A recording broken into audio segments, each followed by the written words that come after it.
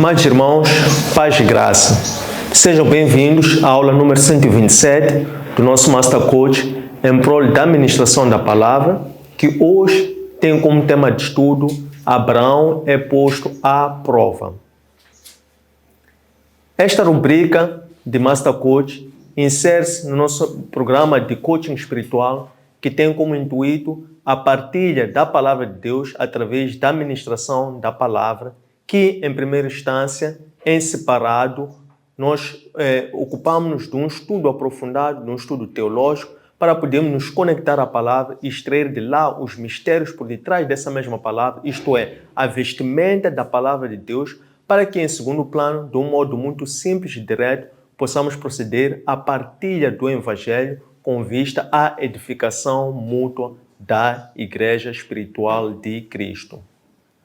Este programa procura, assim, materializar 4 principais objetivos. O primeiro é o de apresentar o Espírito Santo enquanto a terceira pessoa da Trindade. Existem 3 pessoas por natureza, mas existe um só Deus por substância, em poder e em glória, e é o Espírito Santo que hoje lidera a ação missionária de anúncio do Evangelho até aos confins do mundo. Em segundo plano, constitui também nosso desiderato instigar a prática da leitura contínua às Escrituras Sagradas. É através do cânon onde nós, por um lado, encontramos as respostas a todos os desafios com que nos deparamos no cotidiano, mas é também por intermédio das Escrituras Sagradas que nós também nos fazemos cheios da sua palavra e assim possamos encontrar a instrução à vida, para que através desta fidelidade à palavra de Deus possamos também nos esforçar para não nos desviarmos dela nem para a esquerda, nem para a direita. O terceiro objetivo é o de estimular a prática da oração contínua. Orar e vigiar, obedecendo assim a instrução do mestre da oração, que nada fazia sem antes consultar a seu Pai, e antes de partir e de enfrentar Gólgota, ele fez questão de orar em intercessão. Deus Pai orou de intercessão, Deus Filho, união entre Deus, discípulos, e união entre Deus e aqueles que fossem crer nas palavras que os seus discípulos haveriam de anunciar. O quarto e último objetivo é o de promover a união da igreja. O cânon bíblico constitui assim a bibliocentridade, que é o padrão pelo qual toda a igreja espiritual de Cristo ela se unifica, ciente que existe um só Espírito, um só Senhor, um só Deus, e é através do cânon bíblico que a igreja ela busca a sua edificação mútua, para que ela se torne una quando tem a cabeça Cristo como Senhor e Salvador. Afinal, Cristo é o fundador e Cristo é também o Senhor da igreja. Queremos assim dar as boas-vindas ao estudo do dia de hoje, que é a edição número 127 da nossa rubrica de administração da palavra, e vamos ter como tema de estudo Deus põe Abraão à prova. Esta prova de Deus a Abraão, vejam que ali está a encontração de preposição a e artigo definido a. É Deus que põe Abraão à prova. Pondo Deus Abraão à prova, Deus quis desta forma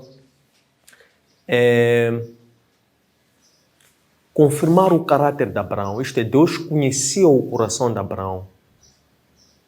Faltava, porém, mais uma vez, e neste momento específico, porque Deus ele vai revelando os seus mistérios, período a período, momento a momento. Se antes, quando Deus chama Abraão, e Deus diz, Abraão, eu irei te abençoar.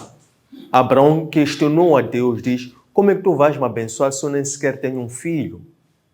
Depois Deus, no outro momento, disse a Abraão, Abraão, eu dar-te um filho e serás pai de uma grande descendência. E Abraão finalmente tem Isaac como filho da promessa.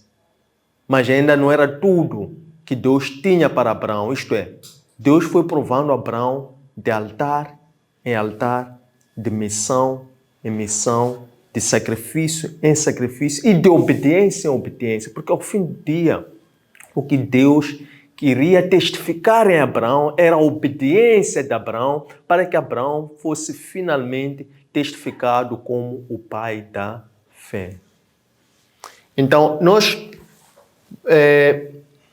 assim, em termos didáticos, pedagógicos, vamos estruturar esse estudo em 6 partes. Esse estudo vai estar fundamentado no livro de Gênesis, 2 capítulos, capítulos 22 e 23, do 22, versículo 1 até 23, verso número 20. E as 6 partes são: primeiro é quando Deus manda Abraão sacrificar Isaac através de um chamado dirigido, um chamado específico e dirigido a Abraão. A segunda parte é quando Abraão dirigindo-se ao altar para poder apresentar o holocausto. O seu próprio filho perguntam: onde é que está o cordeiro? Então, Abraão dá uma resposta profética ao seu filho Isaac. Daquela forma estava Abraão, afinal, a anunciar a providência divina por um lado e também estava a profetizar aquilo que seria a vinda e aquilo que seria também a eterna providência divina da humanidade, que é Cristo, este que foi enviado para a remissão de nossos pecados, como aquele cordeiro imolado que iria vir e retirar o pecado do mundo. A terceira parte é quando Deus, por ter provado e aprovado o caráter de Abraão através da sua obediência total, ou aquilo que chamamos da sua obediência perfeita, Deus então jura por si mesmo que iria cumprir o que antes já tinha prometido a Abraão. Isto é, a recompensa de Deus é agora confirmada pela grandeza, não só do sacrifício, mas também da obediência de Abraão. Então, quanto maior for o sacrifício, maior é a obediência que lhe remete e também assim maior é a recompensa que lhe é aguardada. Então, Deus jura por si mesmo que iria cumprir a promessa que antes já havia feito e anunciado a Abraão. Esse ato de jurar por si mesmo mostra que é um juramento que é unilateral e é irrevogável. A quarta parte é quando é anunciado a Abraão a descendência do seu irmão Naor, que no casamento com Milca havia gerado 8 filhos e mais outros 4 filhos, completando ao todo 12 filhos do irmão de Abraão chamado Naor, que afinal um destes, que é no caso a neta de Naor, que é filha do filho Betuel, o 8º filho de Milca, que iria ser o pai de Raquel, neste caso, Raquel que por sua vez iria ser esposa de Isaac. A quinta parte é a morte de Sara, já com a idade de 127 anos. Então aqui Abraão vai e chora e lamenta a morte de sua esposa Sara. Para que em sexta e última parte, então Abraão vai negociar com os hititas a compra de uma propriedade naquela região onde Sara havia terminado a sua passagem nesta terra, para que lá Abraão pudesse comprar aquela propriedade e aquela propriedade também passasse a ser sua propriedade, isto é, passasse a ser sua propriedade, porque foi lá onde ele sepultou a sua esposa Sarai, sendo terra estrangeira, aonde eles estavam como peregrinos. Antes de darmos assim destaque, atenção e profundidade ao tema do estudo de hoje, vamos nos lembrar o que é que nós estudamos na última aula. Na última aula nós estudamos capítulos 20 e 21 e teve como tema Deus honra os seus servos. Nesse estudo nós vimos Abraão, em que ele vai e fixa-se na terra de Negueb, saindo do carvalho de Mamre.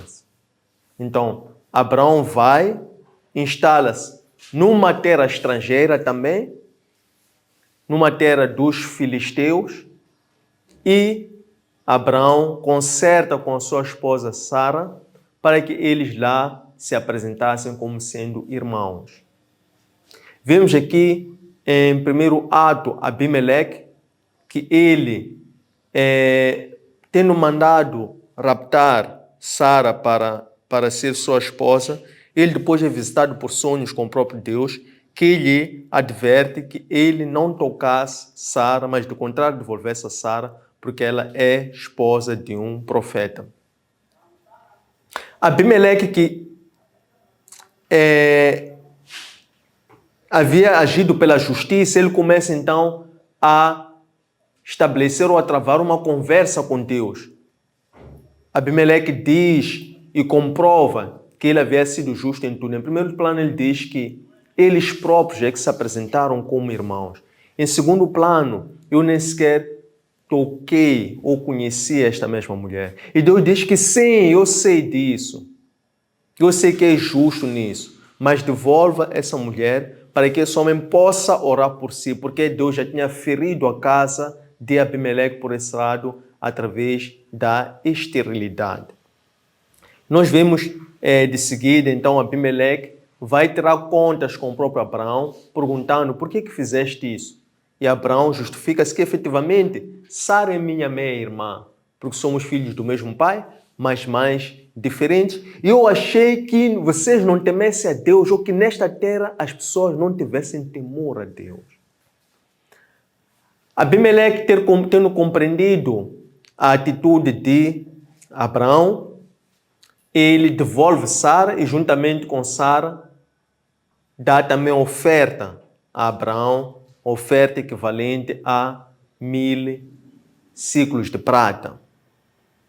E depois informa, pede desculpas a Abraão nesse ato e depois oferece a Abraão habitação naquela terra. Convida para que Abraão se tornasse um cidadão daquela terra. E depois informa também a Sara sobre o seu proceder, que daquela forma ele havia devolvido a honra da Sara para que através do véu ela não pudesse ser vista como uma mulher que havia sido infiel. De seguida nós vimos a segunda parte, quando Sara, após conceber, gera o seu filho Isaac, e ela alegre, também alegrando-se, pela alegria que iria causar aos outros testemunhas que iriam ir ver o milagre de Deus ao ter permitido que Sara, sendo uma mulher em avançado estado de idade, ainda assim gerasse um filho da promessa. Mas depois, Sara, ao ver o crescimento, quer de Isaac ao lado de Ismael, ela então sugere e pede ao seu esposo Abraão que despedisse a sua escrava juntamente com o seu filho. Isso não colheu de bom grado a Abraão, que, entristecendo-se, depois ele propriamente foi consolado pelo próprio Deus, que disse: Abraão, não te preocupes, faça tudo quanto Sara diz, porque da mesma forma que eu for abençoar a um, irei abençoar ao outro. Então aqui está a honra de Deus para aqueles que o obedecem. Primeiro vimos em Abimeleque, depois vimos no próprio Abraão, agora vimos pela forma como ele também honra aos dois filhos de Abraão. Despedindo-se dali, então, Agar, juntamente com Ismael, pelo caminho, Agar acaba a provisão, porque Abraão tinha lhes dado pão e água. Estando no meio do deserto, na zona de Beersheba, então Agar se entristece por temer ver o seu filho morrer. Então ela deixa o filho debaixo de uma sombra de uma árvore, ela senta-se opositamente ao seu filho e ela começa a chorar. Isto é, mais uma vez vemos Agar a clamar para Deus. A voz do Senhor vem do alto e diz: Agar, o clamor ou o choro do menino subiu até mim. Então levanta-te e vá recolher o menino. Isto é, não deixa, não abandona o menino, mas vá e leva o menino, porque eu ouvi o choro do menino. Quando Agar levanta-se, então ela olha, ergue a cabeça, ela vê ali a providência do Senhor através de um poço que ali se encontrava, e ela aproxima-se daquele poço e serve novamente água, dá de beber a água ao menino, e então o menino, ele é levado. Isto é, o menino, ele então cresce, prospera conforme a promessa de Deus, estando nos desertos, torna-se um homem hábil na arte de caça e torna-se assim um homem que dominou não só aquela arte, mas por intermédio daquela arte que era uma habilidade que lhe permitiu sobreviver, crescer e prosperar no deserto, cumprindo-se aquilo que era a promessa do Senhor, de que Ismael também iria ser pai de 12 príncipes. Após isso, nós vemos então a parte final, em que do nosso estudo nós vimos que, por fim, Abraão, então, ele desliga-se dali e assim terminou o nosso estudo do tema anterior. Então, hoje vamos, logo, imediatamente após ali onde nós terminamos, então entramos para o capítulo 22, versículo número 1. Efetivamente, Deus manda Abraão sacrificar Isaac. Como é que isto ocorre? Primeiro, nós vemos Deus já falar a Abraão. Isto é, Deus já havia antes testado ou provado a fé de Abraão. Quando primeiro Deus disse para que Abraão deixasse a terra, deixasse a parentela e fosse para uma terra que ele desconhecesse. Depois disso, Deus voltou a exigir outro sacrifício a Abraão. Quando Abraão, chegado à terra prometida, que era Canaã, Abraão oferece no altar sacrifício ou ação de graça a Deus, quer em Siquém, quer em Betel, e depois Abraão, a busca de sobrevivência, parte dali porque existia uma grande seca naquela região e vai até ao Egito. Estando lá no Egito, Abraão, que receava a sua morte, mais uma vez, e pela primeira vez, ele apresenta-se como sendo irmão. E lá, o faraó, ele toma Sara, na altura de Sarai, como esposa, porque Abraão receava a morte. E dessa forma, faraó dá grande oferta, trata bem a oferta a Abraão de riqueza, e depois de Deus ter ferido a faraó, faraó devolve a Sara e Abraão assim volta ou retorna juntamente com Sarai e Ló para a terra onde Deus havia os introduzido. Chegando lá, então, inicia também mais uma contenda, um outro desafio entre Abraão e o seu sobrinho Ló. Então, Abraão sugere que eles, de uma forma pacífica, pudessem se separar para que cada um fosse reinar um e outro lado, evitando com que ali houvesse uma rivalidade entre irmãos, que ele chama de sangue contra sangue, que é uma das grandes maldições que não só iniciou quando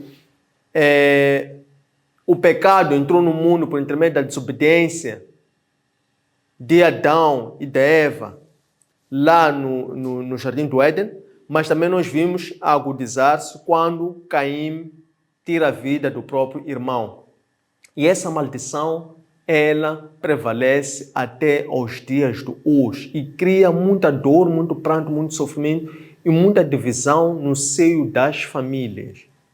Então nós vemos aqui Abraão, por revelação divina, ele sugere ao próprio Ló que eles se pacificassem ou se separassem sem alarido, para que aquela contenda que estava a haver entre os seus servos, tudo começa assim, de baixo. E quando não há revelação divina, não há sabedoria, as coisas já agudizam, chegam a um ponto em que já sangue contra sangue começam a rivalizar. Isto é, já existia a contenda de sangue contra sangue manifestada através dos seus servos. Então Abraão, por revelação divina, ele fala e sugere ao próprio Ló para que eles não lutassem, porque eram sangue do mesmo sangue. Então eles separam-se mais uma vez. Foi uma segunda prova de Deus, ou teste de Deus a Abraão. Neste caso, terceira, nesta cronologia que estamos aqui a dar. Depois nós vemos qual foi o sofrimento que Ló acabou por atrair a si, quando ele instalando-se lá na terra de Sodoma, eles depois são assaltados por outros reis.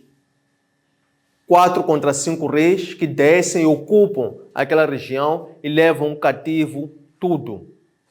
Povo, os bens, Ló e sua família. É quando Abraão, tendo tido conhecimento disto, ele prepara-se, expede, separa 318 homens que haviam nascido na sua própria casa e ele prepara-os e vai para o resgate de Ló. Mais uma vez, Abraão volta com mais uma vitória. Uma vitória pela graça do Senhor, que Abraão, quando regressa e retorna, então vai ao seu encontro Melquisedeque, reconhecendo que Deus era com Abraão. E Melquisedeque ali, então, abençoa Abraão. E Abraão dá a Melquisedeque dízimo de tudo. Então, mais uma vez, Abraão a fazer um culto a Deus. E continua assim sucessivamente, até que depois Deus volta a descer a Abraão e diz para Abraão que iria fazer pai de muitas nações. E exige de Abraão obediência perfeita, dizendo a Abraão, ser perfeito e andai no meu caminho. Foi a quinta prova. A sexta prova de Abraão é agora que Abraão introduz-se na terra de Negueb, que agora esta terra tem como rei chamado Abimeleque, que era um rei dos filisteus. E mais uma vez, Abraão é salvo pela providência divina, pela graça de Deus, pela proteção de Deus que agia em Abraão, ao ponto de Abimeleque ter dito a Abraão, eu sei que Deus é contigo, então vamos fazer uma aliança para que tu possas me honrar, de forma que tu também não possas, nem tu, nem teus descendentes possam fazer-nos mal. Isto é, Abraão tinha crescido e prosperado em terra estrangeira, que até o rei da terra estrangeira já reconhecia que Abraão era superior a ele pela graça de Deus. Então, sexta prova de fé que Abraão, mais uma vez, é testificado por Deus. Então é quando Deus, não obstante todas essas 6 provas de fé que Deus fez a Abraão, Deus mais uma vez volta a chamar Abraão. Diz, Abraão. Abraão responde a Deus, eis-me aqui, Senhor. Esta resposta de Abraão, eis-me aqui, Senhor, mostra em Abraão uma atitude de serventia. Isto é, Abraão fazia-se escravo do Senhor. O que queremos com isso dizer? Abraão fazia-se servo de Deus. Se nós formos olhar para o livro de Lucas, o Evangelho de Lucas, capítulo 10, versículos 43 e 45, nós temos ali uma ministração de Deus aos seus discípulos, um momento particularmente importante em que Deus dá a conhecer uma nova disposição sobre a liderança que ele esperava dos seus discípulos, por intermédio de Jesus Cristo. Aqui, Cristo diz aos seus discípulos que para eles serem primeiros ou para eles serem importantes como líderes, eles deveriam ser servos. Isto é, diz que eles deveriam ser servos, que significa ser diáconos. e deveriam ser escravos, que significa ser doulos,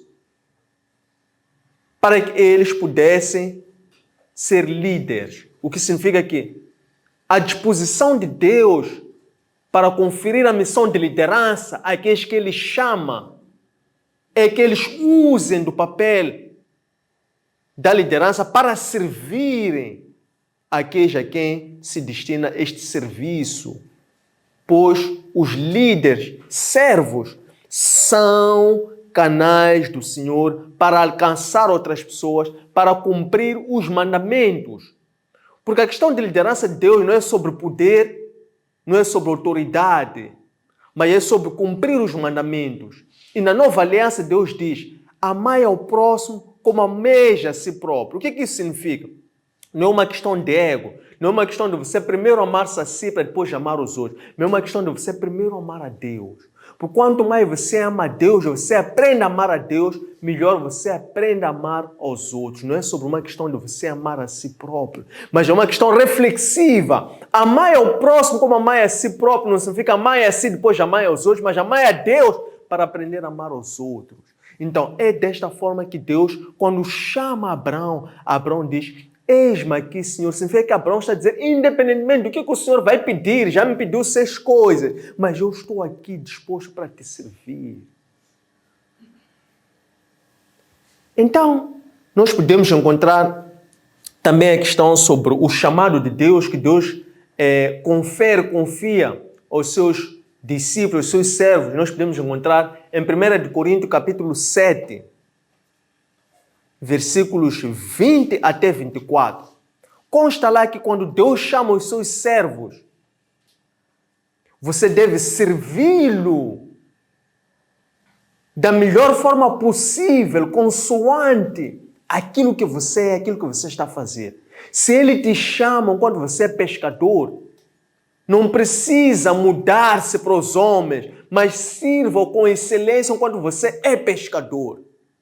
Se Ele te chama para te servir quando você é professor, não procura alterar as vestimentas, mas sirva com excelência como se fosse professor para alcançar as outras pessoas.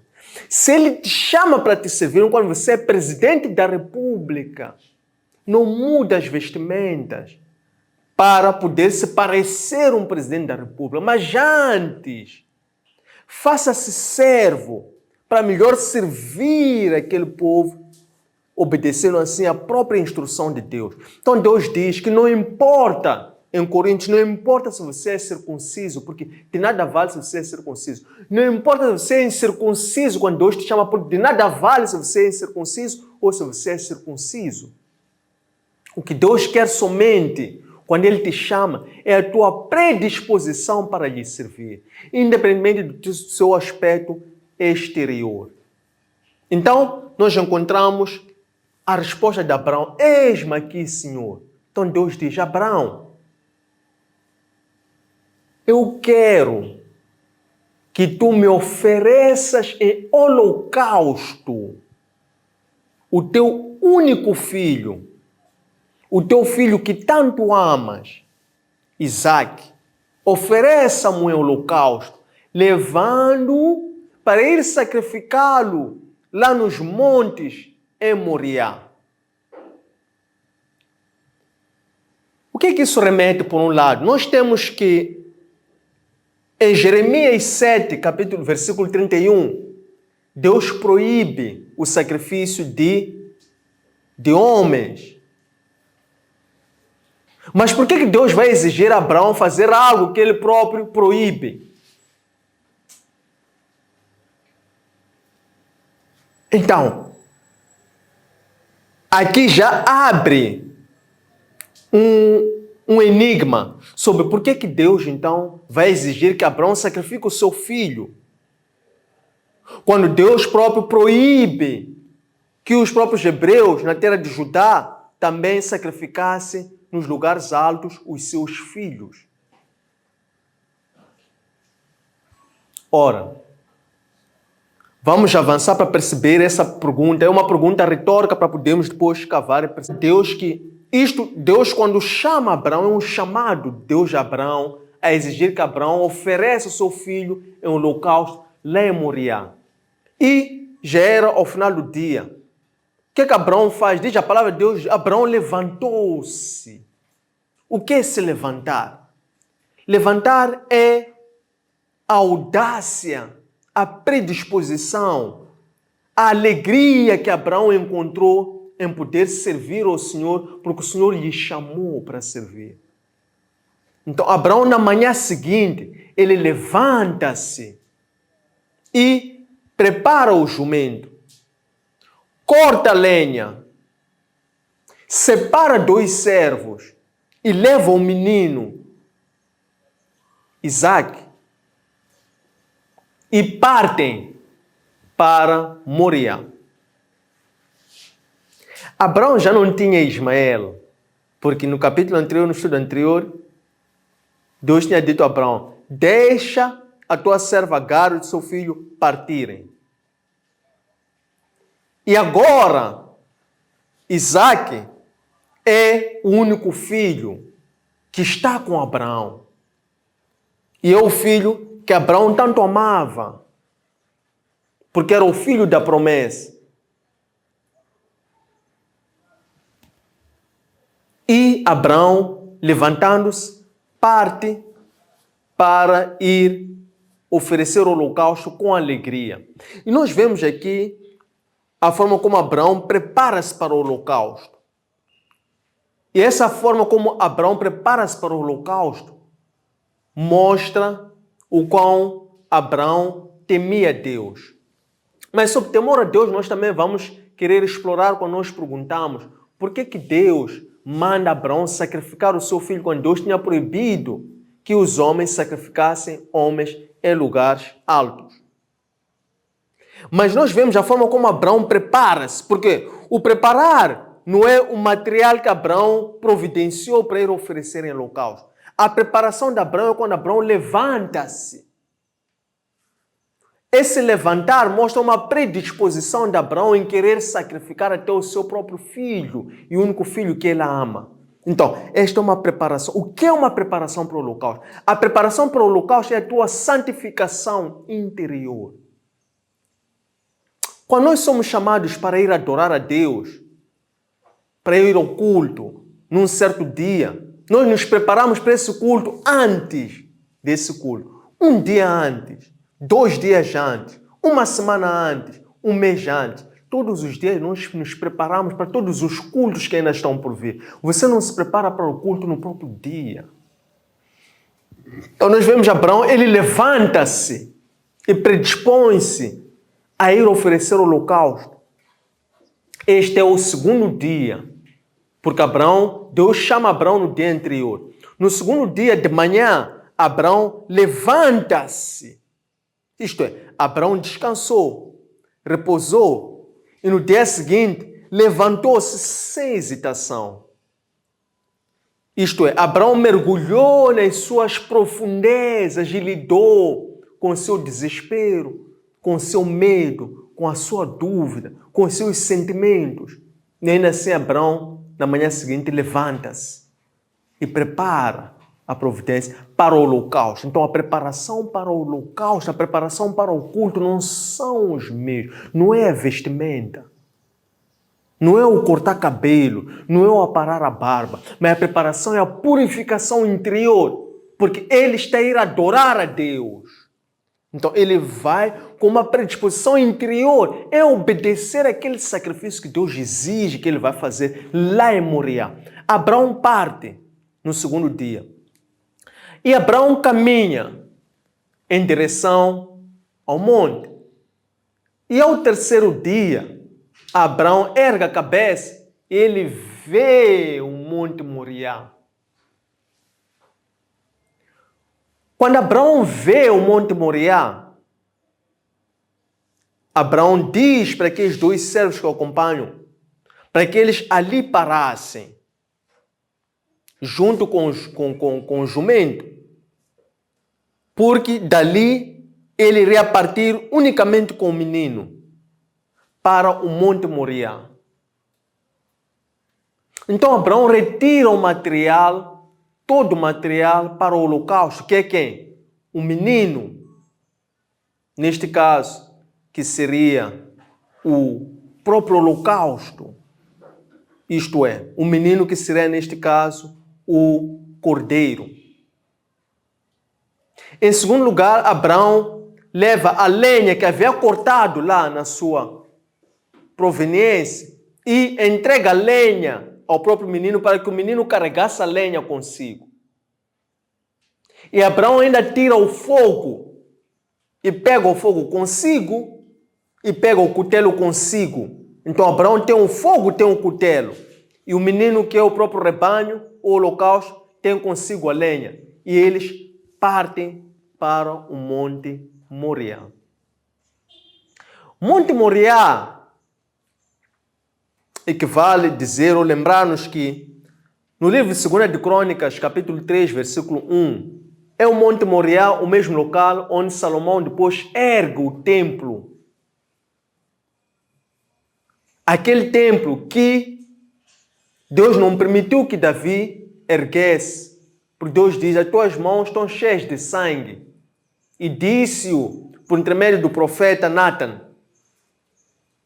mas um filho que vai ser das tuas entranhas, esse que terá as mãos limpas, esse vai erguer o templo. E é nesta zona em Moriá onde Salomão ergue o templo de Deus. É também nesta zona Moriá onde é erguida a cidade de Jerusalém. E em Jerusalém também Cristo é o quê? É crucificado em Gólgota.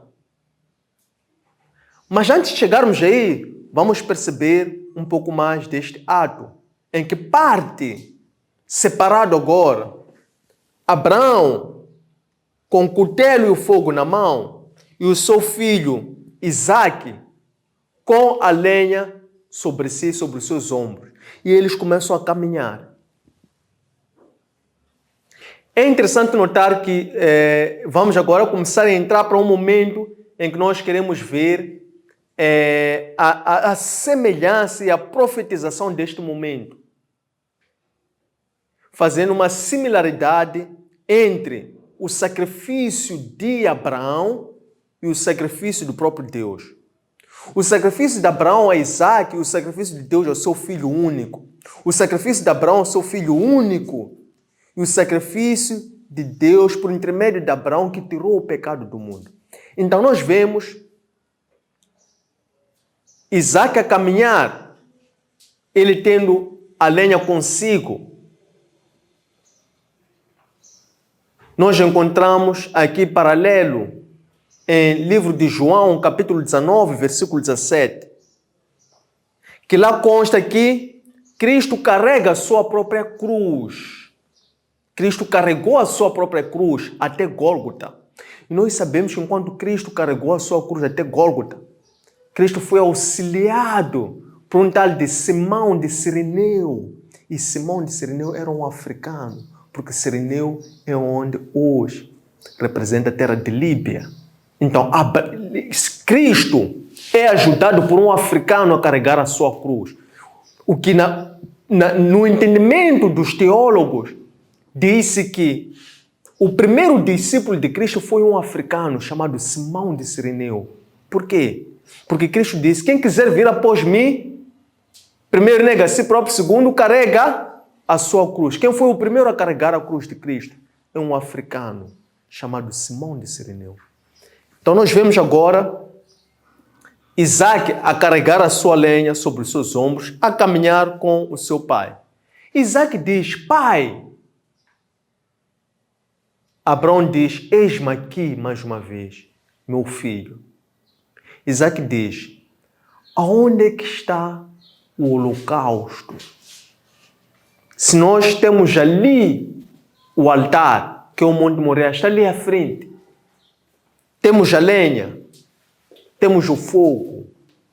Aonde é que está o rebanho? Onde é que está a vítima? E aqui neste momento, Abraão dá uma resposta profética a Isaque. Abraão responde para Isaac dizendo: Deus proverá a vítima neste caso. E eles continuam a caminhar. Quando chegam até ao Monte Moriá, Abraão prepara o altar de sacrifício. Coloca lenha, amarra o seu filho Isaac, e o seu filho Isaac não oferece resistência. Isaías capítulo 53, versículo 7. Em que Cristo, ele é conduzido para o matadouro sem oferecer resistência. Vemos aqui Isaac. Estamos no momento em que estamos a trazer paralelos entre o sacrifício de Abraão e o sacrifício de Deus. E depois, então, Abraão lança a sua mão para o cutelo, para o instrumento cortante.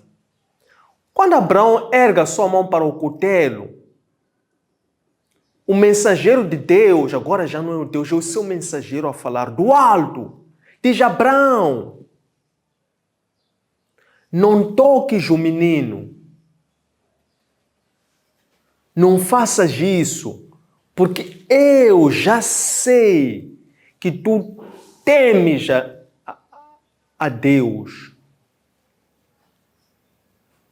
Isto é, Deus já tinha testado e aprovado o caráter de Abraão. Ao ver quem é Abraão, havia uma obediência perfeita. Porque Abraão, quando separa daqueles dois servos, ele parte com os meninos, ele diz: eu vou até ali ao monte, eu e o menino, nós vamos adorar, vamos cultuar. Então, a adoração de Abraão no Monte Moriá, a obedecer a palavra de Deus, completou-se quando Abraão já estava para executar aquela ordem de Deus. Então Deus, vendo essa perfeita adoração de Abraão, que prefigura a própria adoração de Abel, que em Gênesis 4:4 separa e oferece o quê? O rebanho, a vítima perfeita, e juntamente com a sua gordura, e agradou a Deus. Então Deus vê isso aqui em Abraão.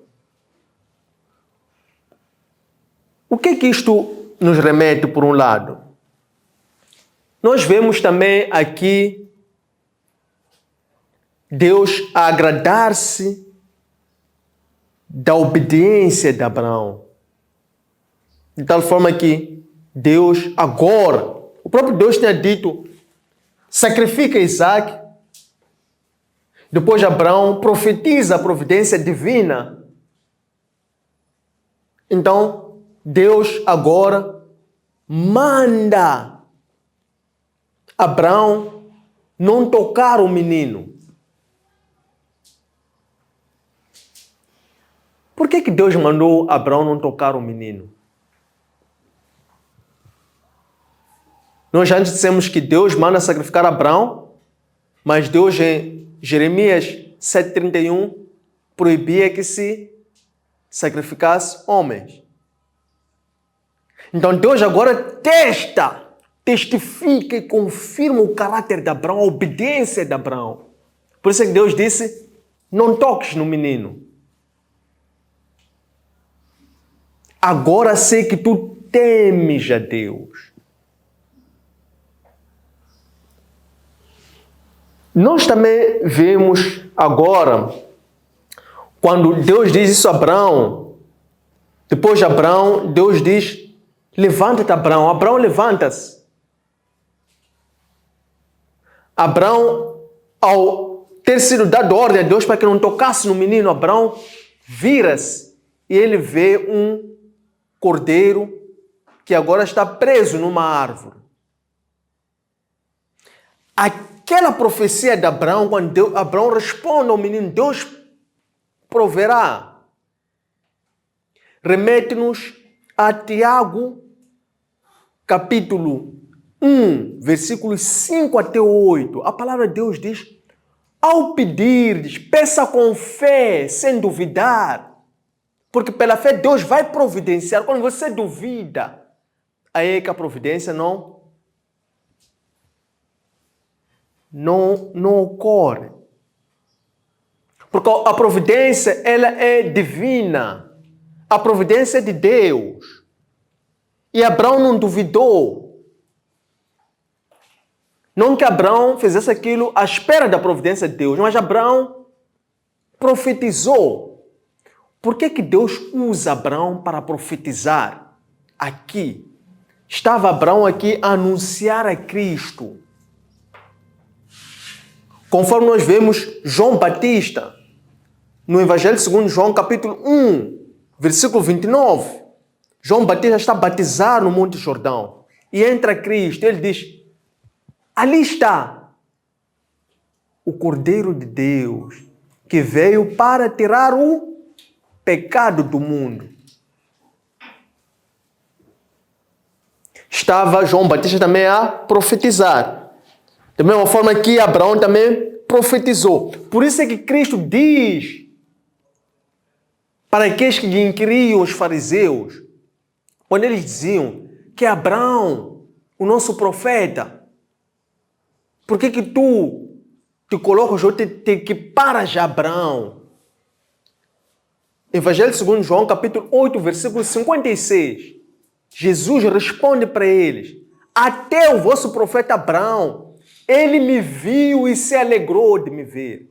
Isto é, Abraão, quando estava a profetizar, estava a se alegrar de ver a Cristo. Quando ele profetiza, a anunciar o próprio Cristo. Então, desta forma, Abraão olha e vê aquela vítima e desamar aquela vítima e vai oferecer em holocausto aquela vítima a Deus. O que se sucede depois disto? Deus, então, ele jura por si mesmo diante de Abraão. Deus não precisa jurar, mas a palavra de Deus diz que Deus jurou por si mesmo, pelo ato de Abraão. Por que Deus teve que jurar, se Deus não precisa jurar? É porque aqui, por intermédio deste ato, a palavra de Deus diz que Abraão tornou-se o pai da fé. Por que Abraão tornou-se o pai da fé? Porque Abraão creu em tudo.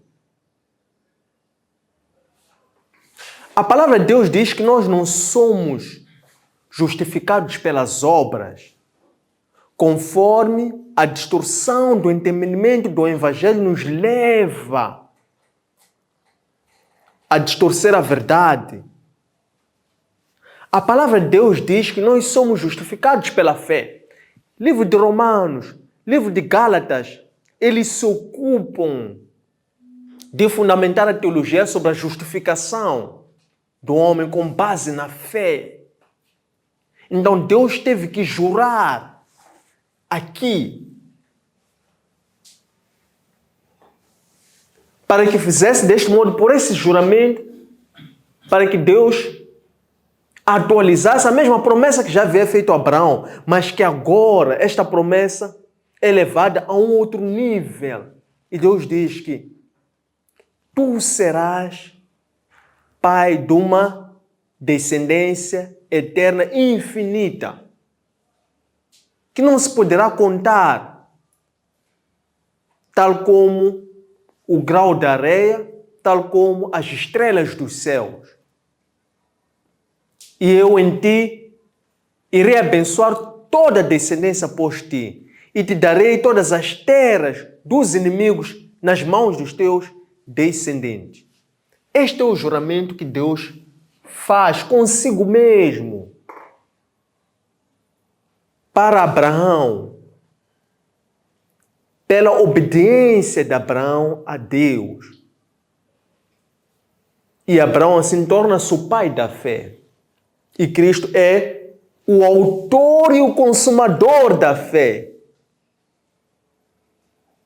Significa que, se Abraão é o pai da fé, há quem primeiro criou a fé, que é o autor da fé. Então Cristo é antes de Abraão. Cristo é o autor da fé. Abraão é pai da fé. Cristo é o autor e consumador da fé. Cristo é o princípio, o meio e o fim. Então, depois disso, vem e vão anunciar a Abraão a descendência do seu irmão Naor. Quando olhamos para a genealogia de Abraão, filho de Tera, Tera teve 3 filhos, mas teve mais, porque temos o caso de Sara também, que é filha de Tera, de mães diferentes. Mas Tera teve Abraão, teve Naor e teve o pai de Ló. É Betuel? Teve 3 filhos. Morre o pai de Ló, então Abraão assume a Ló. Nesta fase, porque Abraão sai da terra e separa-se do seu irmão Naor. Neste momento em que Deus pede sacrifício de Isaac, Isaac tinha a idade de 36 anos. Então, passa-se muito tempo desde a separação do seu irmão Naor. E ele separa-se do seu irmão Naor 25 anos antes do nascimento de Isaac. Nós estamos a falar de 25 mais 36, 61 anos que eles já haviam se separado. Então, vem informar sobre a descendência do irmão de Abraão, chamado Naor. Por sinal, Naor também foi avô de Abraão. Naor é irmão de Abraão e os dois tinham um avô chamado Naor, isto é, pai de Tera, que é pai de Abraão e de Naor, chamava-se Naor. E deram filho a Naor, deram nome a Naor, irmão de Abraão, nome que era do seu avô, pai do seu pai Tera. Então, vão aqui visitar Abraão e dão a conhecer a Abraão a descendência de seu irmão Naor, que teve 8 filhos com a sua esposa chamada Milca. Milca, que também era uma sobrinha de Abraão, isto é, uma sobrinha de Naor neste caso, que teve 8 filhos. Desses 8 filhos, o 8º chamava-se Betuel. E Betuel foi pai de Rebeca. Rebeca, que depois tornou-se esposa de Isaac.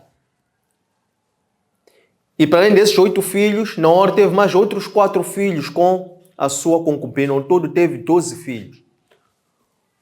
Então, passa assim Abraão a saber da descendência do seu irmão Naor. Por um lado, se vê que Isaac já está a se tornar um homem adulto. E este conhecimento, esta informação que Abraão recebe, torna-se relevante para o passo seguinte, em que Abraão agora, após a morte da sua esposa, que nós vamos ver a seguir, Abraão agora preocupa-se com aquilo que seria a vida conjugal futura de seu filho Isaac. Então, Abraão tem agora em posse uma informação que lhe foi crucial para que ele mais à frente desse instrução sobre como é que o seu filho Isaac deveria procurar uma esposa. Depois disto, importa também perceber o seguinte: Abraão levou 3 dias desde que Deus lhe chama até ao sacrifício de Isaac impedido por Deus. Do mesmo modo, Cristo morre, ressuscita ao fim de 3 dias. Depois disso, no versículo 23, verso 1, então nós agora somos introduzidos à morte de Sara. Sara agora tem a idade de 127 anos. Se vê que Abraão tinha a idade de 137 anos. Abraão, quando volta, juntamente com seu filho Isaac, voltam de Moriá. Eles instalam-se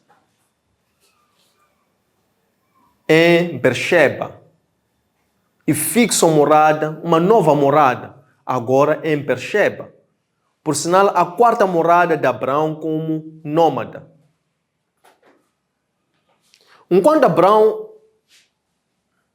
instala a morada ali em Beersheba, que é, por sinal, o local ou a zona onde Abimeleque lhe ofereceu hospedagem. Abraão agora é também atualizado sobre a morte da sua esposa Sara.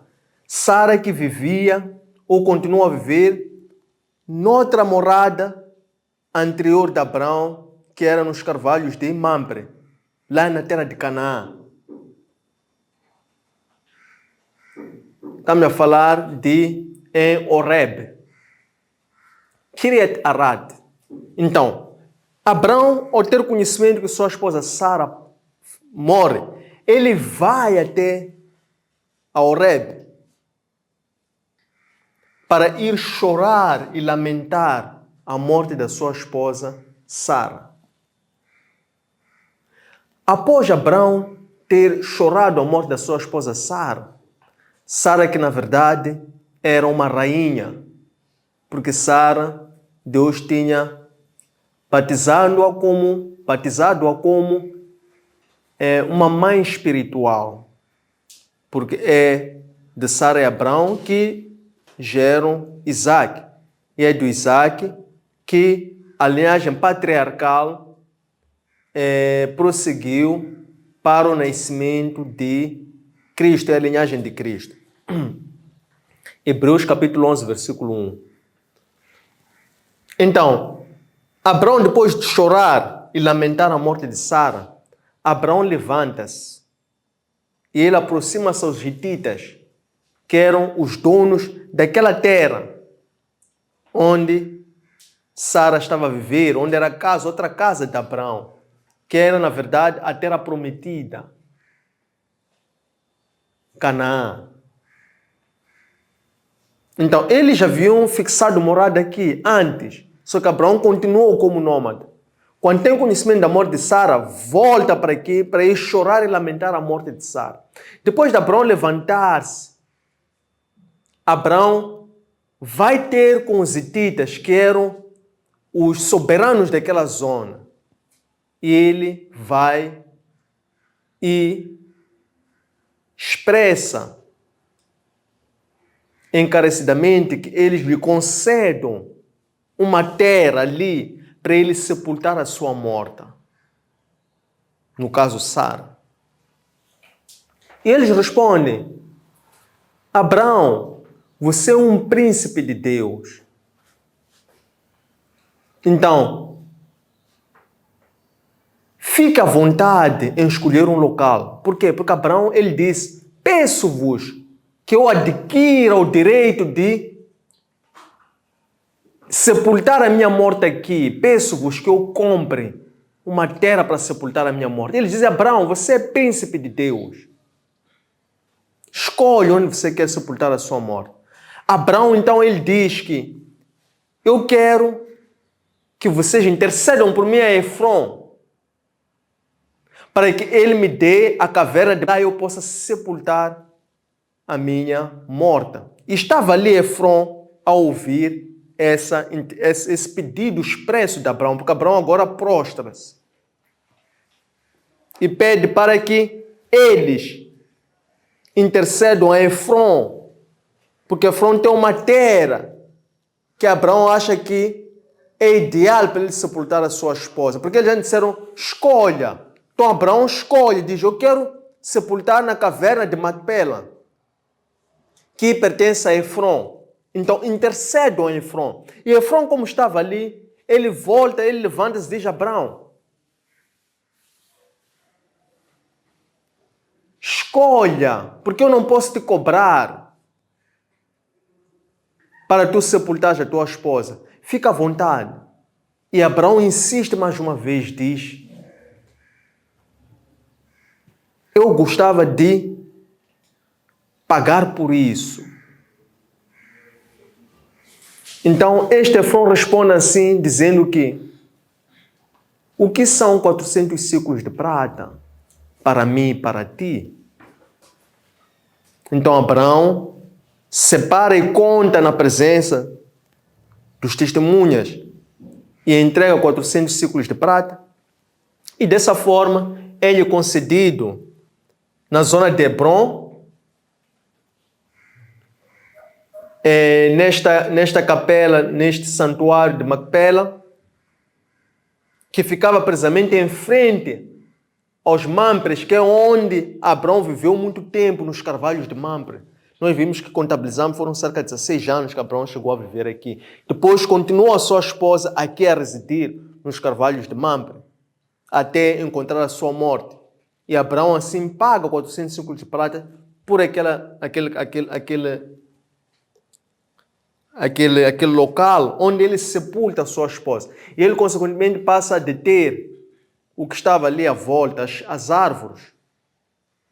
E assim, esta passa novamente, agora por direito, por quê? Por ter sepultado a sua morta.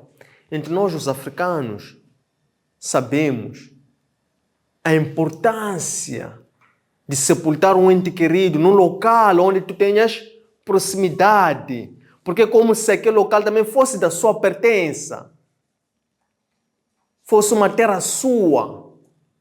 Então Abraão também agora adquire já mais um direito sobre aquela terra que Deus tinha prometido a Abraão, Canaã. Porque agora Abraão sepulta a sua morta, no seu caso a sua esposa Sara, aqui neste mesmo local. E assim sela a compra desta propriedade. Tendo chegado a este ponto, queremos agradecer. É chegado o momento de passarmos à segunda metade, em que através de colocação de questões, de sugestões, de dúvidas, de comentários, podemos assim enriquecer esse estudo. Muito obrigado. A paz, irmãos. Obrigado. Eu tenho aqui algumas questões para desenvolver o nosso estudo de hoje. A primeira é: onde está o segredo do povo antigo de viver muito tempo e hoje não vivemos esses homens, ou não vimos esses homens? Viver muito tempo. E hoje não vimos esses homens a viver o mesmo tempo do povo antigo.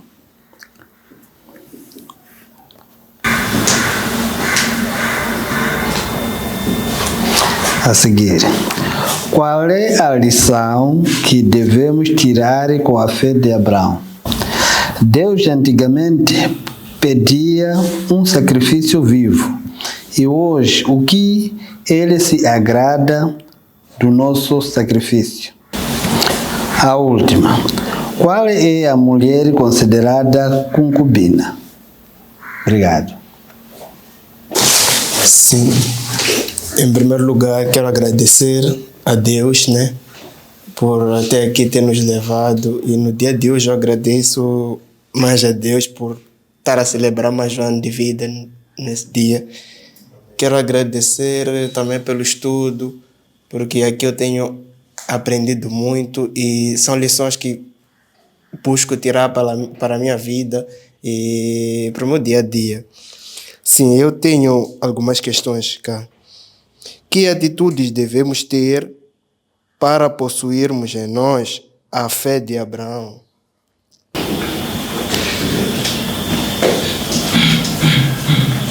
A questão seguinte: quais os caminhos necessários para receber o chamado do Senhor? Sim, e a última: como podemos dizer, eis-me aqui, Senhor, e nos prontificar a ser servos do Senhor? Estimados irmãos, saudações.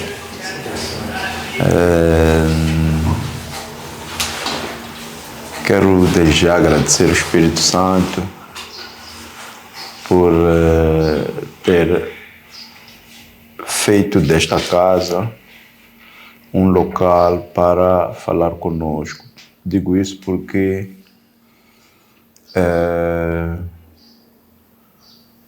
a prova e as provações que nós passamos são mesmo para nos tornarem Abraão, nos tornarem detentores de uma fé cada vez mais lapidada, mais próxima à de Cristo. Portanto, é um tema que é muito rico e também notamos a presença do próprio Espírito cá, porque foi uma aula que nos levou a viajar, não só naquele tempo, mas também viajarmos naquilo que são as nossas atitudes diante do chamado de Deus, quando Ele fala conosco, quando Ele nos confia alguma missão. Pronto, a reflexão é se nós também respondemos com prontidão, se também seguimos com a mesma fé, com a mesma força. Estou muito grato por este momento. Só quero cá tecer só algumas questões, a maior parte dos colegas já fizeram, só para também completar um bocadinho mais aquilo que é esta alegria que é o Evangelho. A primeira destas é: como é que hoje podemos sacrificar aquilo que mais aquilo que é mais precioso em nós mesmos, que é nosso tempo e a nossa vida, para servir à vontade de Deus? Também gostaria de saber como é que hoje podemos cultivar como é que hoje podemos cultivar em nós a predisposição de servir a Deus,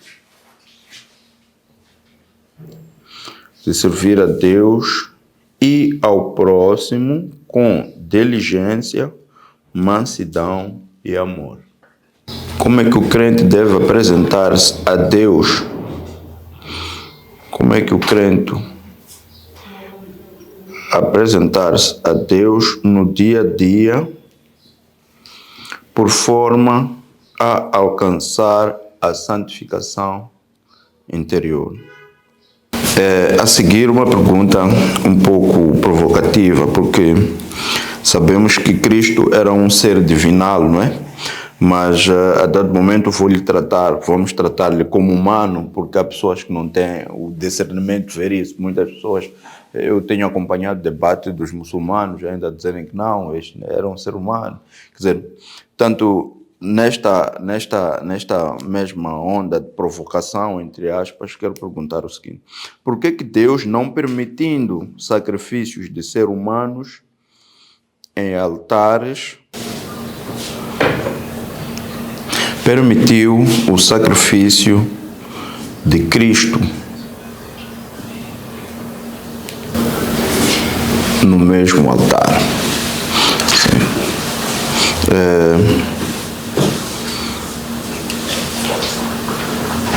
O que é que Deus jurou fazer pelo Abraão. Jurou fazer por Abraão. Sim.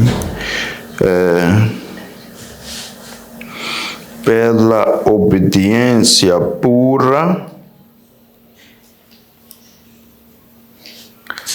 e sua predisposição em servir a Deus e ao próximo.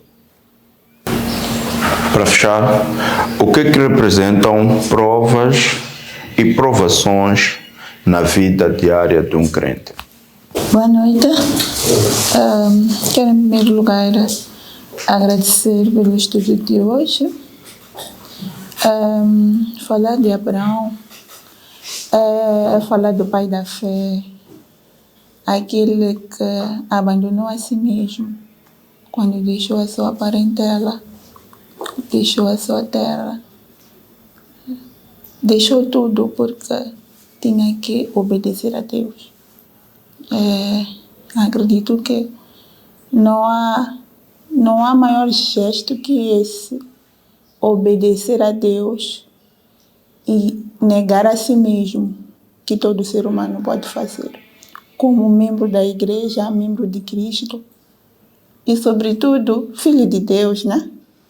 Para o estudo de hoje eu tenho uma questão que acredito que é mais uma questão, porque os colegas já trouxeram aqui várias questões e, coincidentemente, tem muito a ver com a última questão que o colega Constantino fez quando falou sobre a obediência de Abraão.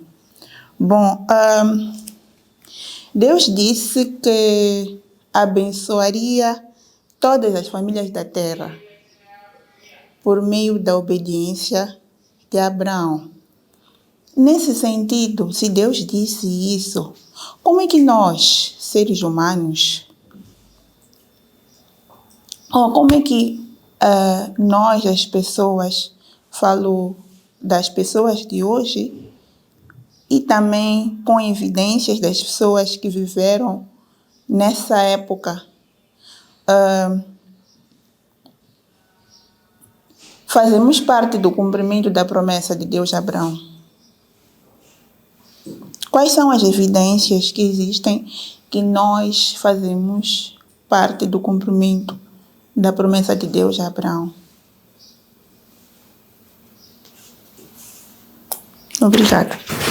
Mas, irmãos, obrigado por estas 14 questões que foram aqui colocadas, que vão enriquecer ainda mais esse estudo e vão também esticá-lo para as laterais, para baixo, para que ele se torne mais espesso, possa ser mais integrativo, possa ser mais participativo e possa também alcançar mais pessoas, possa também nos enriquecer ao fim do dia, porque é por intermédio deste espaço, deste esvaziamento espiritual, que o Espírito que opera no meio de nós, ele se manifesta para que dessa forma possamos aqui podermos glorificar, honrar e louvar a Deus por intermédio do seu Santo Espírito.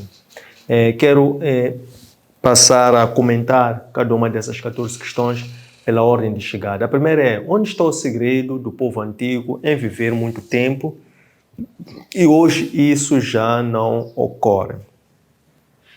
Quando Deus criou o homem à sua imagem e semelhança e deu a conhecer ao homem a sua lei, que é a sua palavra, a condição que Deus impôs para que se cumprisse a sua palavra era a obediência perfeita.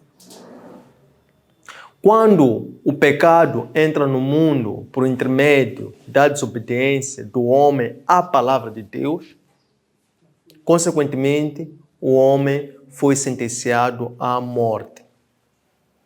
Porque o pecado leva à morte.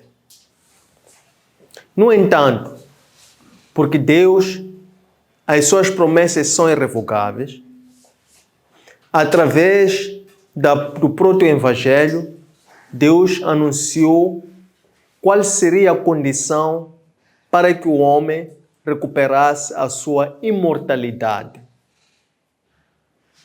Então, desde então, com a morte que resulta do pecado, a condição para a imortalidade passaria a ser crença ou a fé em Cristo.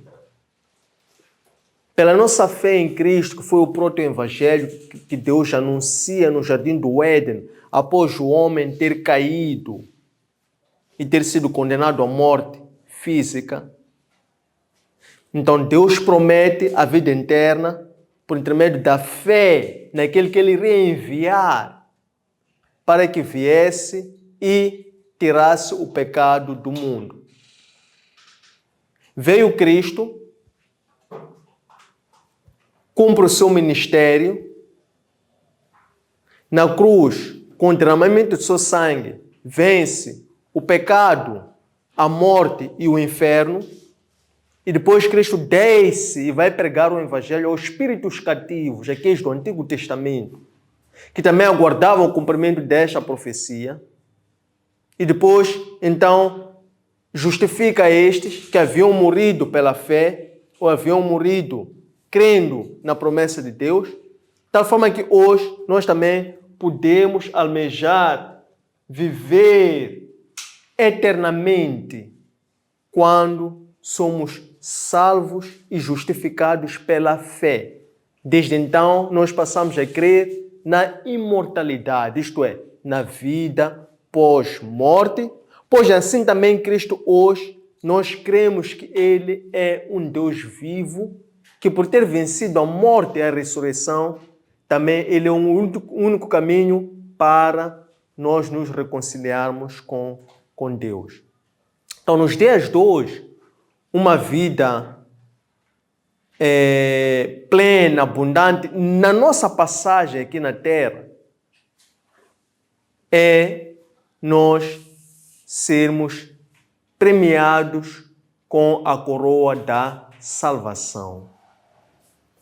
Quando nós somos coroados com a salvação, então nós passamos a ter uma vida com propósito, o propósito de Deus que nos chamou até aqui, a esta terra. E por intermédio desse propósito, nós podemos então gozar de todas aquelas promessas que Deus anunciou ao homem quando ele obedecesse a sua palavra. Então, desde então, herdamos todas as promessas, todas as coroas e com uma vida abundante. Então, herdamos aqui na terra tudo aquilo que vamos herdar no reino do céu, sendo que aquilo que nós vamos ver hoje é ainda muito aquém daquilo que nós vamos viver na vida eterna, após termos resistido todas as tentações, provações, perseguições e ainda assim nós triunfarmos quando nós pudermos morrer em Cristo, tal como o apóstolo Paulo dizia que morrer em Cristo é um lucro, porque evidentemente lá nós iremos então herdar todas as promessas. Todas as promessas em Cristo, e seremos assim também co-herdeiros de Cristo, porque se Cristo é herdeiro do reino dos céus, nós também que cremos em Cristo, pela fé, somos por si justificados e também nos tornamos co-herdeiros de Cristo. Número 2, qual é a lição que devemos tirar com a fé de Abraão?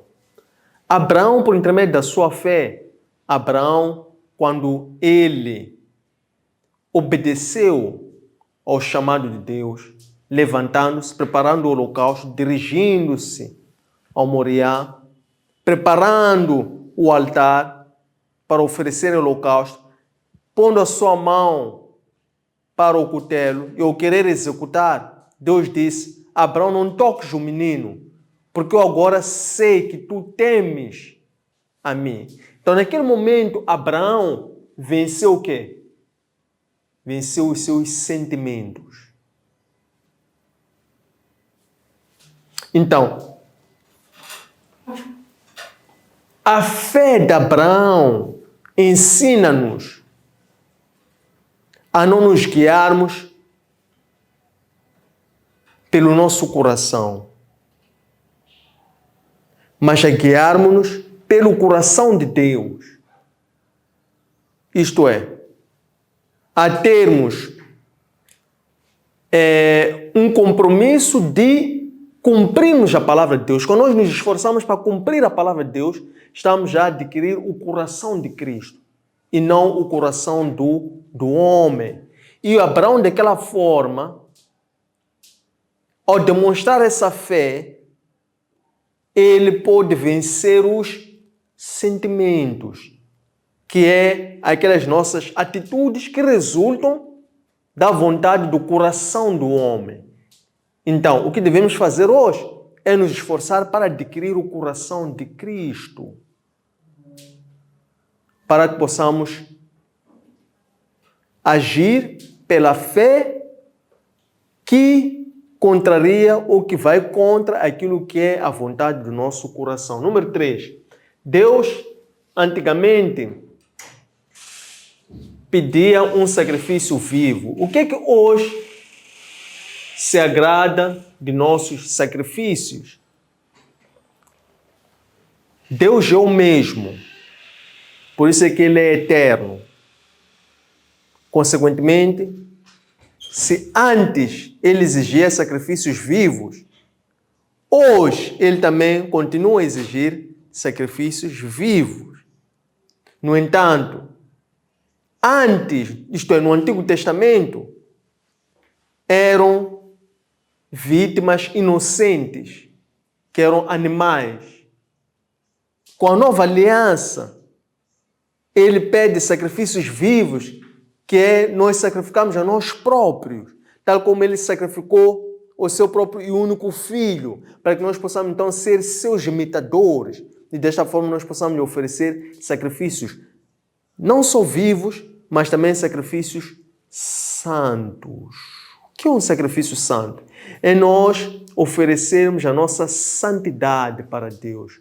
Isto é, apresentarmos nossos membros inferiores para um culto racional e não fazermos o uso de nossos membros inferiores para a nossa antiga vida, que era uma inclinação para o pecado. Em terceiro lugar, é um sacrifício que seja agradável a Deus, pois a vida cristã é sacrifício, a vida cristã é santidade, e quando nós andamos dentro do âmbito da vida cristã, que é o sacrifício da santidade, estaremos aqui a cumprir uma carreira cristã. E cumprindo essa carreira cristã, podemos assim então adquirir as promessas que o apóstolo Paulo diz quando nós temos a disciplina atlética, temos a disciplina de um soldado em combate, não é? Nós assim podemos herdar a coroa de Deus. Número 4. Qual é a mulher considerada concubina? Uma mulher considerada concubina, nesta fase, eram mulheres escravas, e as mulheres escravas, os seus senhores e as suas senhoras tinham direito sobre elas. Eram propriedade dos seus senhores e das suas senhoras. Cristo veio abolir a escravidão.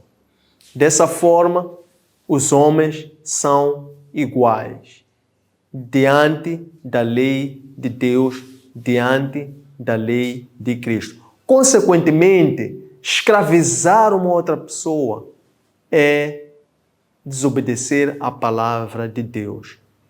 Quem é reconciliado com Deus e aceita Cristo, trata os outros por irmãos. Por isso é que a forma de tratamento dos cristãos é por igual.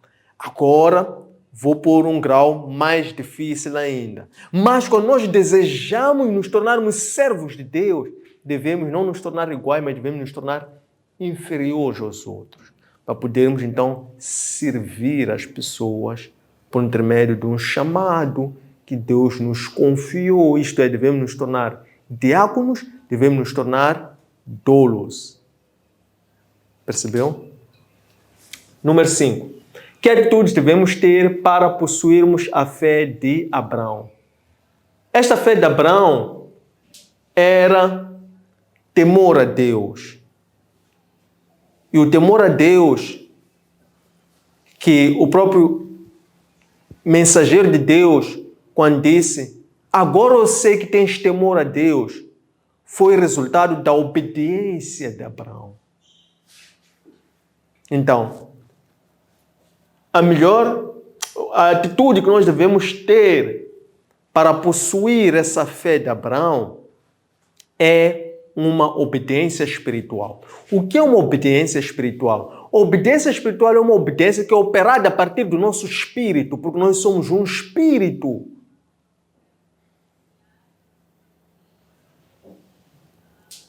Que se manifesta, ou um espírito impregnado numa alma, encarnada num corpo. Nós não somos corpo. Nós somos um espírito impregnado numa alma que encarna num corpo.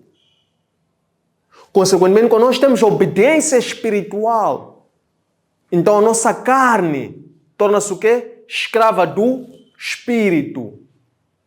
Consequentemente, nós passamos a viver ou submeter o nosso corpo para que ele possa estar ao serviço de um espírito, esse espírito que agora vive para o Senhor.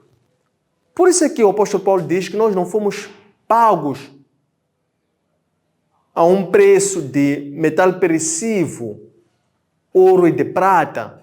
Nós agora fomos comprados para sermos servos e escravos de Deus. Então, porque nós somos um espírito, quando nós desenvolvemos a obediência espiritual, a nossa carne submete-se ao espírito.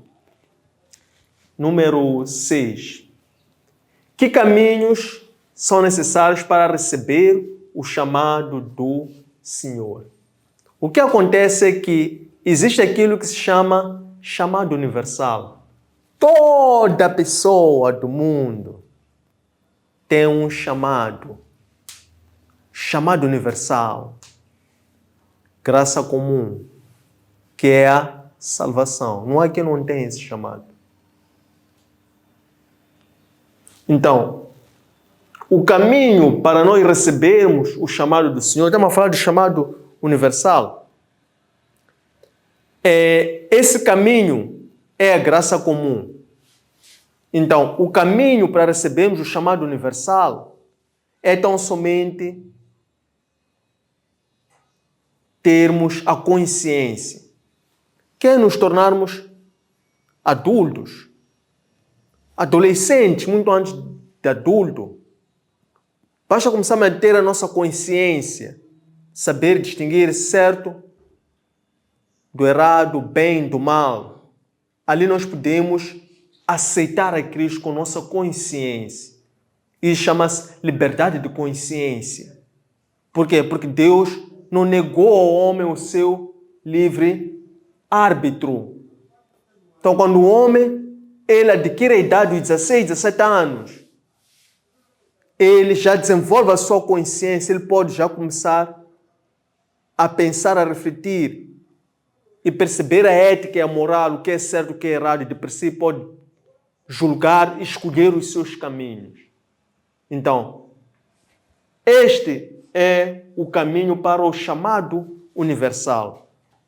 Mas quando perguntamos o caminho para receber o chamado do Senhor, estamos chamando de um chamado específico. Então, para nós recebermos um chamado específico do Senhor, nós devemos nascer de novo.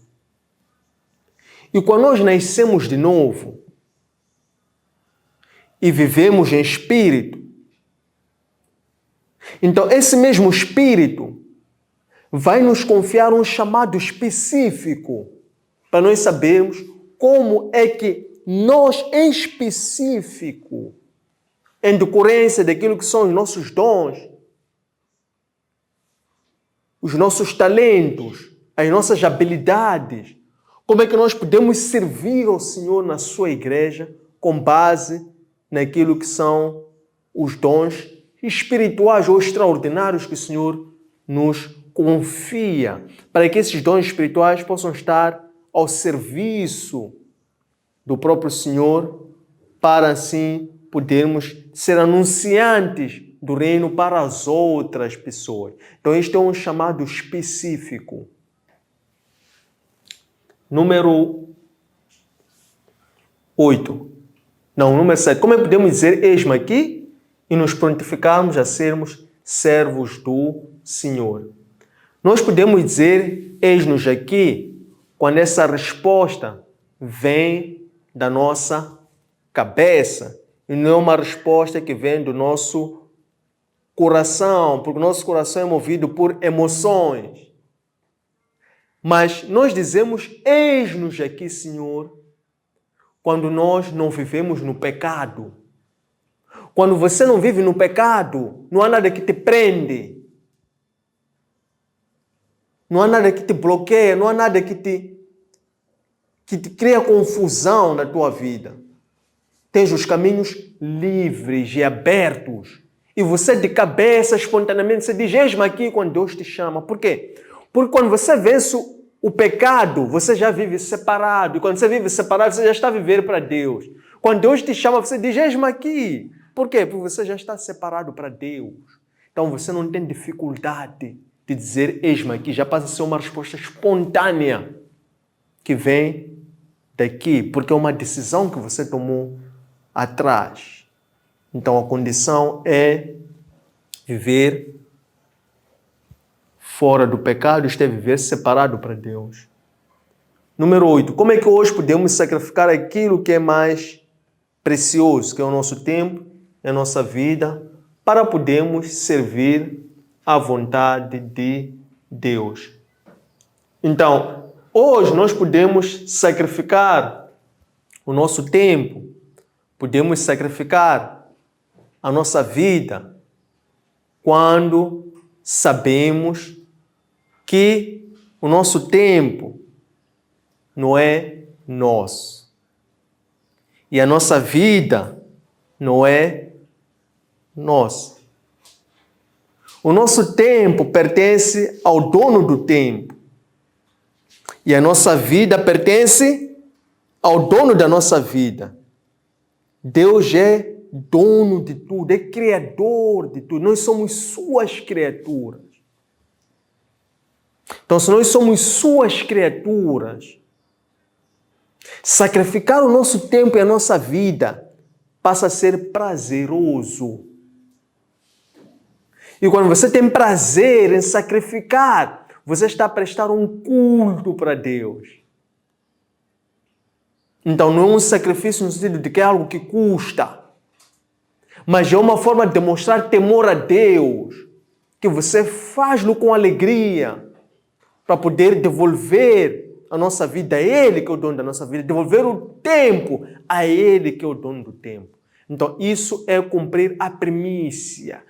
Malaquias 3:10 diz, fazei prova de mim. Qual é o dízimo que agrada a Deus? Traga os seus dízimos, as suas primícias à casa do tesouro e fazei prova de mim. Leva a melhor parte de Deus que tu tens e faça a prova de Deus. Se você leva a melhor parte que você tem, que é o seu tempo e a sua vida, você também exige de Deus o melhor. E Ele te dá o melhor. Por quê? Porque Ele não te deixa faltar providência. Porque, ademais, para você ter a capacidade de lhe ofertar em sacrifício o seu tempo e a sua vida, isso não é a tua capacidade natural. Mas é Deus quem ali está contigo e te capacita a tu poderes fazer prova dele. Deus diz, fazer prova de mim. Quando você oferece o seu tempo e a sua vida, você faz prova de Deus. E quando você faz prova de Deus, Deus te dá o melhor. E o melhor é aquilo que está no teu coração. Se você dá o melhor, que é amor, Deus vai retornar em si amor em abundância. A tua revelação, a tua consciência, a tua compreensão e entendimento, se você busca pelas maiores bênçãos que Deus tem, que são bênçãos espirituais, e você concede a Deus o seu tempo e a sua vida, Ele te superabunda de bênçãos espirituais. Bênçãos espirituais estão muito aquém das bênçãos materiais. Nem tem comparação e nem vale a pena, nem sequer perdermos tempo em fazer uma comparação entre bênçãos espirituais e bênçãos materiais. Número 9. Como é que hoje podemos cultivar em nós a predisposição de servir a Deus com diligência, mansidão e amor? Esta diligência, que é prontidão, esta mansidão, que é cuidado, atenção, trato, e esse amor, que é alegria, nos são concedidos, nos são ensinados pelo Espírito Santo. Quando você aprende a vencer e a triunfar em Cristo, no seu sofrimento, na sua tribulação, você aprende a ser manso, a ter amor. Dissemos o quê? E a ser diligente. Por quê? Porque o melhor sítio para triunfar é na cruz, é no sofrimento. Por quê? Deus proposita. Você não triunfa em Cristo na facilidade. Cristo ainda não está contigo aí. Cristo quer te fazer triunfar na cruz. Quando você triunfa na cruz, aí você está preparado para testemunhar a Cristo. E quando você testemunha a Cristo, você triunfou na cruz. Então você evoca ou serve a Deus com diligência, com mansidão e com amor. Por quê? Carregas a cruz com alegria e não tens vergonha alguma, receio, dificuldade de explicar os teus muitos sofrimentos, a forma como você vence os teus sofrimentos. Quando você faz isso, você está a anunciar a Cristo, está a glorificar a Cristo e não a si próprio. Você não tem vergonha dos seus sofrimentos, das suas turbulências, das suas perseguições. Até você mais deseja que elas venham. Porque é uma forma de anunciar a Cristo através do anúncio da pregação do Evangelho da cruz. E esse aqui é o Evangelho puro. Número 10. Como é que o crente deve apresentar-se a Deus no dia a dia? De forma a alcançar a santificação inteira. É isso, né? Interior. Então, o homem não é santo. O homem não é santo. O homem é santificado pelo Espírito Santo. Como é que o homem é santificado? Como é que o homem é purificado? O homem não é purificado exteriormente. O homem é purificado interiormente. Como é que a pessoa se purifica, se santifica interiormente? É quando o homem tem uma vida separada. O que é ser separado? Ser separado é viver para Deus. Ser separado é ter um chamado e é aceitar esse chamado. E é, dia a dia, se esforçar e empenhar-se para cumprir esse chamado, esse propósito que Deus te colocou aqui na face da terra. Então, através desta separação, é o momento em que a pessoa se conecta com aquela fonte, com aquele Deus que lhe chamou e que lhe separou. Então, esses momentos de separação passam a ser momentos deleitosos, em que a pessoa procura e cultiva esses mesmos momentos, porque são esses momentos em que Deus se manifesta e se revela mais em ti, para que quando você saia para cumprir a sua própria missão, você sabe o que está aí a fazer. Você não vai em função da tua agenda. Não é a agenda que o homem faz. É uma agenda que Deus faz e te revela quando você está separado. E quando você se levanta, Deus te convence então a ir agir em público. Então, é desta forma pela qual nós, no dia a dia, alcançamos a santificação interior. É pela separação, depois desenvolvemos um pouco mais dizendo o que essa separação gera. É uma forma de fazermos cheios da palavra, fazermos cheios de Deus, fazermos cheios de entendimento sobre o propósito para podermos agir em público. Porque a separação não é para você ficar separado como se fosse uma questão de ascetismo, de você se separar, parece... Você diz, as pessoas estão lá, eu estou aqui, como se você fosse santo. Não existe homem santo. Existe homem santificado, purificado.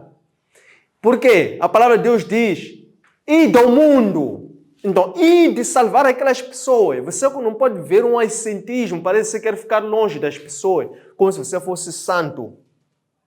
Você se separa para se santificar, de forma a ir ao mundo, para ir cumprir uma missão.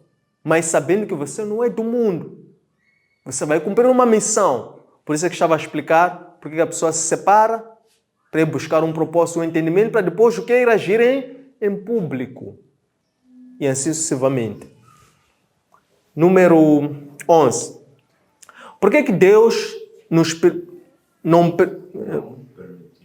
Por que Deus, não permitindo o sacrifício de humanos em altares, permitiu o sacrifício de Cristo? Isso foi por amor. Evangelho segundo João, capítulo 3, versículo 16, diz que Deus amou o mundo de tal forma que enviou o seu Filho. Então, é amor, pelo amor de Deus para com a humanidade. Por quê? Isso remete novamente a Gênesis, capítulo número 1. Deus criou tudo por amor. Porque diz a palavra de Deus que no início, Deus criou os céus e a terra. Depois começa a discorrer como é que Deus cria os céus e a terra. Gênesis 1:1 diz, vamos explicar como é que criou uma após outra coisa. E nós vemos que cada vez que Deus cria uma coisa, Ele alegra-se, agrada-se. Até o ponto de ao sexto dia criar o homem e agradar-se ainda mais do homem. E depois confiar o homem o chamado do quê? Do homem cuidar, ser administrador das coisas de Deus. Então, se Deus já antes tinha feito isso ao homem, por essa razão é que esse amor de Deus ao homem, que não é o amor de Deus ao homem pelo homem, mas é o amor de Deus por todas as coisas. Então, Deus amou e ama o homem porque confiou ao homem a responsabilidade de poder cuidar de todas as coisas. Por quê? Porque Deus, de todas as coisas que Ele criou, fez o homem a sua imagem e semelhança. Então, deu ao homem esse atributo, essa responsabilidade. Não é porque Deus ama o homem mais do que as outras coisas. Consequentemente, Deus permitiu o sacrifício do seu Filho para precisamente por amor à criação, que o homem também faz parte dessa criação. Número 12. O que Deus jurou fazer por Abraão pela obediência pura e sua predisposição em servir a Deus e ao próximo? Então, o que Deus jurou para Abraão, disse, Deus jurou por si mesmo a Abraão. Deus jurou, ratificou uma promessa que Deus já tinha feito a Abraão, que era fazê-lo pai espiritual.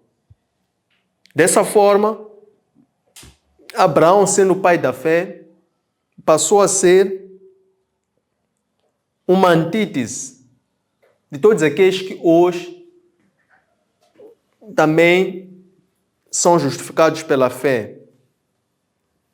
Abraão, Isaac, mesmo antes de Abraão, Noé, Adão, porque Cristo preexiste antes desses todos. Porque Cristo é um proto-antepassado, é um antepassado de todos os antepassados. Por isso que nós dizemos que Deus Trinitário, Deus Pai, Deus Filho, Deus Espírito Santo, é um único Deus. Deus é único. Que se manifesta em 3 pessoas. Então, o que Deus jurou fazer por Abraão, pela sua predisposição em servir a Deus e ao próximo, era de fazer Abraão um pai espiritual. Número 3. O que representa provas e provações na vida de um crente? Então, as nossas provas e as nossas provações são uma forma de nós desenvolvermos ou fazermos crescer a nossa fé, porque a fé, ela treina-se. A fé é um músculo. A fé exercita-se. E a única forma de chamar a atenção a Deus é através da nossa fé. Porque quando você manifesta a sua fé, está a lembrar-se a viver para Deus. Então, quando nós treinamos, pomos a nossa fé em prática no dia a dia, nós estamos a mostrar o que é um relacionamento com Deus. Estamos a nos relacionar com Deus. Então, essa é que representa as provas e as provações na vida de um crente. E por último, é também para produzirmos obras. Porque essas provas passam a ser também um meio para a conversão de outras pessoas. E não para a nossa justificação. Porque nós somos justificados pela fé em Cristo. Não somos justificados pelas obras. Mas as obras passam a ser um meio de demonstração da nossa fé. Por isso é que Tiago, e muitos não entendem o que o apóstolo Tiago quis dizer. Quando disse, mostrai-me a tua fé e eu mostro as minhas obras. Ele ali estava a se referir às obras da fé. Não estava a querer inverter a ordem no sentido de que o homem é justificado pelas suas obras. Mas as obras, sim, são um meio de nós podermos nos lembrarmos continuamente daquilo que é a prova da nossa fé, que é a prova da nossa intimidade, do nosso relacionamento com Deus através da nossa fé. Número 14. Se Deus disse que abençoaria todas as famílias da terra por intermédio da fé, quais são as evidências de que nós mesmos fazemos parte da promessa de Abraão? A evidência que nós temos de que nós fazemos parte da promessa de Abraão é Cristo. Cristo que é a encarnação de Deus, porque Cristo é aquele verbo que depois fez-se carne e que veio para encarnar o próprio Deus. Então, quando Cristo veio e encarna o próprio Deus, Cristo veio para cumprir a missão de nos reconciliar com Deus. Consequentemente, Cristo morre, ressuscita, ascende e é exaltado. Para que hoje nós possamos ter um Senhor, ter um sumo sacerdote que intercede por nós junto ao Pai. Então, essa é que é a prova da nossa fé. É que hoje nós somos justificados pela fé neste Cristo, que é Deus que encarnou para que fosse a prova da nossa fé. Então, a prova absoluta da nossa fé é o autor e o consumador da nossa fé, que é Jesus Cristo. Tendo chegado a este ponto, queremos agradecer esta aula, o vosso interesse e a vossa presença, e vamos lembrar sobre a necessidade de fazerem like e subscreverem as nossas páginas e pedir também que partilhem estes conteúdos com a vossa vasta rede de contatos para que a nossa comunidade possa continuar a crescer. Encontre este material nos nossos arquivos digitais, nossas páginas do Facebook, de Instagram e de YouTube, Antônio Sinde LDA, nosso aplicativo para plataformas Android LOAP, nosso webpage www.academiaservo.com. Espero que gostem, um abraço de luz e até breve.